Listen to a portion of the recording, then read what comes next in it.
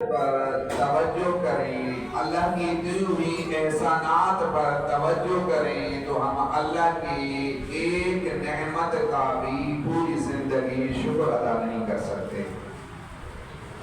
اتنی نعمتیں ہیں اللہ کی کہ اس ذات پروردگار نے خود ارشاد فرمایا وَإِن تَعُدُّوا نِعْمَتَ اللَّهِ لَا تُحْصُوهَا، اے انسان تم سارے مل کر بھی میری نعمتوں کو گننا چاہو لا تحصوها، گن نہیں پاؤ گے۔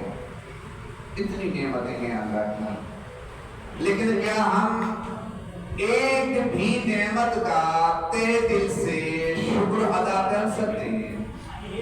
کیا ہم نے کبھی غور کیا ہے کہ اس ذات پروردگار نے جو اتنی نعمات عطا کی ہیں ان نعمات میں ایک نعمت کا بھی شکر ادا کرنا چاہیں؟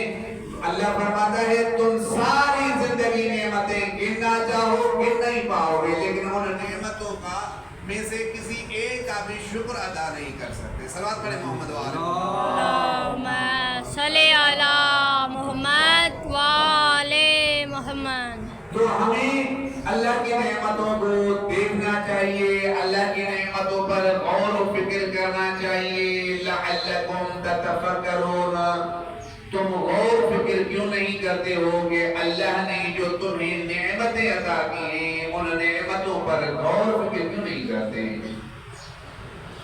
اور واقعاً یہ نہیں ہے کہ روز محشر صرف امیر سے سوال کیا جائے گا، روز محشر ہر ایک بندے سے سوال کیا جائے گا، چاہے وہ امیر ہو چاہے غریب ہو، ہر ایک سے سوال کیا جائے گا۔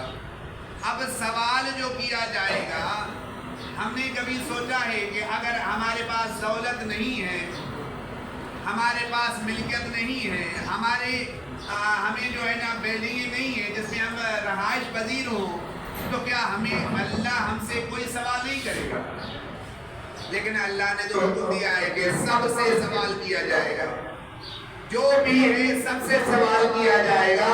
تو یہ جو غریب ہے جو ایک وقت کا کھانا کھاتے ہیں اور دو وقت کی روٹی نہیں کھا پاتے، بھوکے سو جاتے ہیں، ان کے بچے بھوکے سو جاتے ہیں، کیا اللہ ان سے بھی حساب کتاب لے گا؟ کسی نے سوال کیا معصومین سے، مولا یہ جو فٹ پاتھ پہ سو رہے ہوتے ہیں غریب فقیر اسیر، کیا ان سے بھی پرسپیکشن ہوگی، کوئی انویسٹیگیشن ہوگی، کوئی سوال کیا جائے گا کہ تمہیں زندگی جو میں نے تمہیں عطا کی ہے، میں نے تمہیں اتنی نعمات سے نوازا ہے، ان کی انکوائری کرے گا اللہ؟ تو معصومین فرماتے ہیں جن کو اللہ نے دولت نہیں دی، اللہ ان سے دولت کے بارے میں نہیں پوچھے گا، وہ پوچھے گا یہ تو بتا میں نے تجھے زبان دی ہے، یہ بتا میرے بندوں کے ساتھ کس لہجے میں بات کرتا تھا، میں نے تجھے آنکھیں دی ہیں، یہ تو بتا تم ان آنکھوں سے کہاں کہاں دیکھتا تھا؟ کیا کبھی میرے خلاف تو کوئی آنکھ استعمال نہیں کی ہے؟ جہاں دیکھنے کا حکم دیا ہے وہاں ہی دیکھا ہے، یا جن کا منع کیا ہے وہاں بھی دیکھتے رہے ہو؟ میں نے تجھے ہاتھ دیے ہیں، یہ ہاتھ کہاں کہاں پھیلائے ہیں؟ صرف میری دربار میں پھیلاتے آئے تھے یا کسی اور بھی دربار میں بھی ہاتھ پھیلاتے گئے ہوئے تھے؟ اللہ نعمت کا سوال کرے گا، نعمت کا، ہر ایک نعمت جو اللہ نے، یہ نہیں ہے کہ صرف نعمت دولت ہی نعمت ہے، ہر چیز نعمت ہے۔ اگر ہم دیکھیں ہماری زندگی پوری کی پوری نعمت ہے، پوری زندگی نعمت ہے، پوری زندگی جو اللہ نے عطا کی ہے پوری کی پوری زندگی نعمت ہے، ہمارا وجود پورا کا پورا، اس میں کئی انگنت نعمتیں ہیں جو جن کا ہمیں تو نام تک نہیں آتا، اتنی نعمتیں ہمیں اللہ نے عطا کی ہیں جن کے نام تک ہمیں نہیں آتے، اتنی نعمتیں عطا کی ہیں، لیکن ایسا نہیں، ایک نعمت کا بھی ہم اللہ کے دربار میں شکر ادا نہیں کرتا۔ اللہ نے یہ تو نہیں کہا کہ دیکھیں کتنا کریم ہے اللہ کہ ہم نعمتیں عطا کرتا رہا ہے، لیکن پھر بھی ہم ان کی دربار میں نہیں آتے ہیں، ان کی نعمتوں کا شکر ادا کرنے کے لیے نہیں آتے ہیں،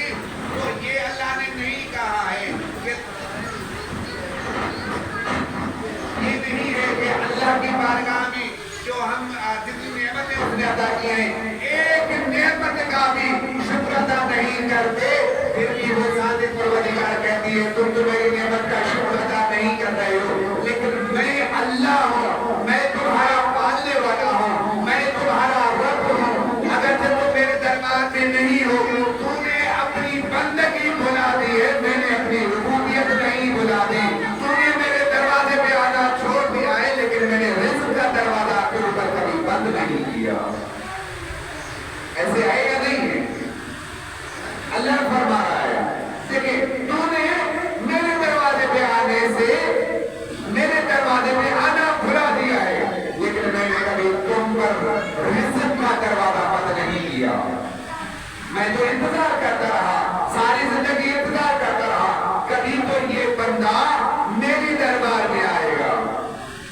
یہ تو ذرا غور کریں کہ اللہ فرعون جیسے سرکش کے آنے کا بھی انتظار کر رہا تھا کہ ایک دن میرے دربار میں آئے گا، ایک دن میرے دربار میں آئے گا، لیکن یہ بتا جب فرعون کے آنے کا انتظار کر رہا ہو تو کیا کسی مومن کے آنے کا انتظار نہیں کرے گا؟ کسی مومن کے آنے کا انتظار نہیں کرے گا؟ اللہ تو ہر ایک اپنے بندے کا انتظار کر رہا ہوتا ہے، چاہے وہ کسی زبان میں ہو، چاہے وہ کسی لینگویج میں اللہ کو بلاتا ہو۔ میں تو تعجب کرتا ہوں، واقعہ میں تعجب کرتا ہوں، اللہ تو کہتے ہی اسے ہیں۔ توجہ کریے گا اس جملے پر، مولانا میں سجاد کا فرمان ہے، اللہ کہتے ہی اسے ہیں۔ ہر ایک جاندار اللہ کو اپنے رزق کے لیے آواز میں بلائے، اپنی اپنی آواز میں بلائے، لیکن کبھی اللہ نے غیر مزاج کے مطابق ان کو رزق عطا نہیں کیا۔ شاید میری بات سمجھ میں نہیں آئی۔ کبھی یہ دیکھا ہو کہ شیر نے مانگا ہو کہ پروردگار مجھے رزق عطا کر دیا، اللہ نے اس کا مزاج بدل دیا ہو کہ آج کے دن آپ گھاس کھا لیں۔ کسی بکری نے اللہ سے رزق مانگا ہو اور اللہ کہتے آج تم گوشت کھا لے، اللہ تو وہ امام سجاد فرما دے، اللہ تو وہ ہے ہر ایک کو اپنے مزاج کے مطابق رزق مہیا کرتا ہے۔ اللہ رزق ان کی پسندیدہ عطا کرتا ہے، لیکن کبھی ہم نے سوچا ہے کہ ہم اللہ سے کیا کیا مانگ رہے ہوتے ہیں؟ اللہ تو رزق دینے والا ہے، اللہ زندگی دینے والا ہے، اللہ اولاد دینے والا ہے، اللہ نعمات سے نوازنے والا ہے۔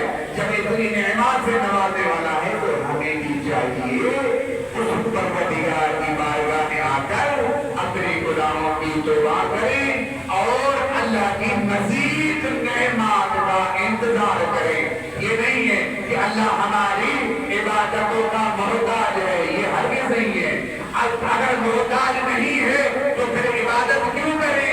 اللہ کہتا ہے تم میری دربار میں آ کر نعمتوں کا شکر ادا کرو۔ نعمتوں کا کیوں شکر ادا کرو؟ ثم لأزیدنکم، تاکہ میں تمہاری نعمتوں میں اور بھی اضافہ کر دوں، میں تمہاری نعمتوں میں اور بھی اضافہ کر دوں۔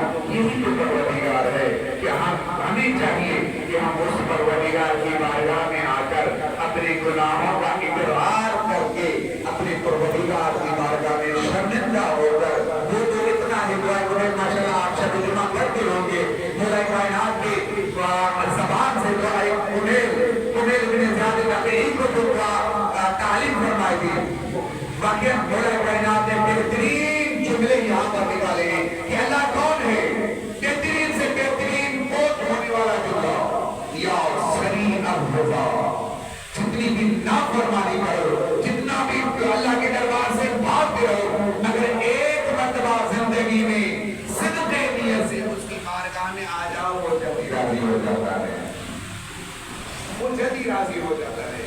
اتنا قریب ہے، یہ ہماری اپنی کیا کہتے ہیں لاپرواہی ہے کہ ہم اللہ کے دربار سے ہمیشہ دور بھاگ رہے ہوتے ہیں اور اللہ کو خاموش کیا ہوتا ہے۔ اس بات پر محمد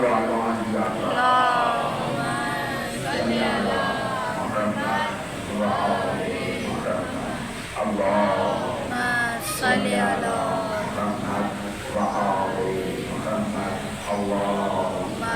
صلی اللہ محمد وآلہ